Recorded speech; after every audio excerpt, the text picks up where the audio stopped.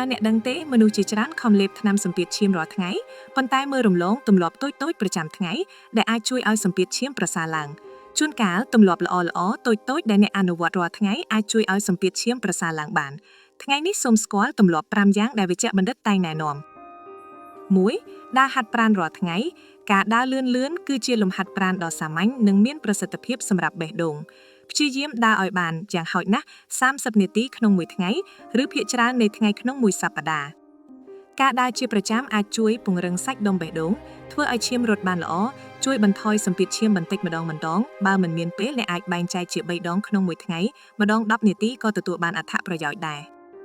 2. ញ៉ាំបន្លែនិងផ្លែឈើឲ្យបានច្រើនបន្លែនិងផ្លែឈើសម្បូរទៅដោយសារធាតុចិញ្ចឹមដែលជួយដល់សុខភាពបេះដូងដូចជាប៉ូតាស្យូម ផូថាស្យូម ម៉ាញ៉េស្យូម ម៉ាញ៉េស្យូមជាតិសរសៃ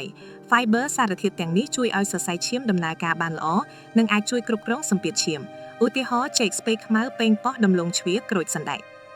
3. កាត់បន្ថយការញ៉ាំប្រៃការទទួលទានអំបិលឬសូដ្យូមច្រើនពេកធ្វើឲ្យរាងកាយរក្សាទុកទឹកកាន់តែច្រើនវាធ្វើឲ្យបរិមាណឈាមកើនឡើងបេះដូងត្រូវធ្វើការខ្លាំងជាងមុនហើយសម្ពាធឈាមក៏អាចកើនឡើងដែរដូច្នេះសូមព្យាយាមភ្លក់ម្ហូបមុនពេលបន្ថែមអំបិលកាត់បន្ថយអាហារកែច្នៃនិងអាហារកំប៉ុងជ្រើសរើសអាហារស្រស់ឲ្យបានច្រើន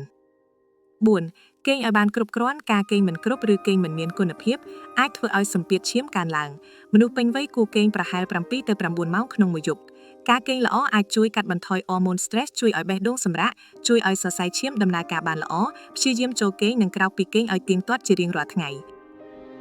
5. គ្រប់គ្រង stress មិនមែនជាមូលហេតុផ្ទាល់នៃជំងឺលើសសម្ពាធឈាមរ៉ាំរ៉ៃទេប៉ុន្តែការ stress ជាបន្តបន្ទាប់អាចធ្វើឲ្យមនុស្សមានទម្លាប់ដែលមិនល្អចំពោះសុខភាពដូចជាញ៉ាំប្រៃច្រើនញ៉ាំច្រើនពេកឬគេងមិនគ្រប់ដែលអាចប៉ះពាល់ដល់សាកល្បងចំណាយពេលពី3នាទីក្នុងមួយថ្ងៃដើម្បីដកដង្ហើមជ្រៅៗសមាធិលាតសន្ធឹងរាងកាយស្ដាប់តន្ត្រីបន្ធូរអារម្មណ៍ដើរលេងនៅកន្លែងមានធម្មជាតិ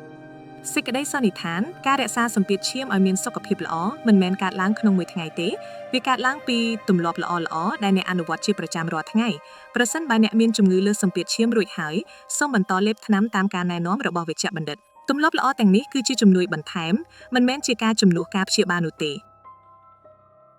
ក្នុងចំណោមទម្លាប់ទាំង5នេះតើអ្នកកំពុងអនុវត្តបានប៉ុន្មានហើយកុំភ្លេច like share និង follow ដើម្បីទទួលបានចំណេះដឹងសុខភាពថ្មីៗដែលផ្អែកលើភស្តុតាងវិទ្យាសាស្ត្រ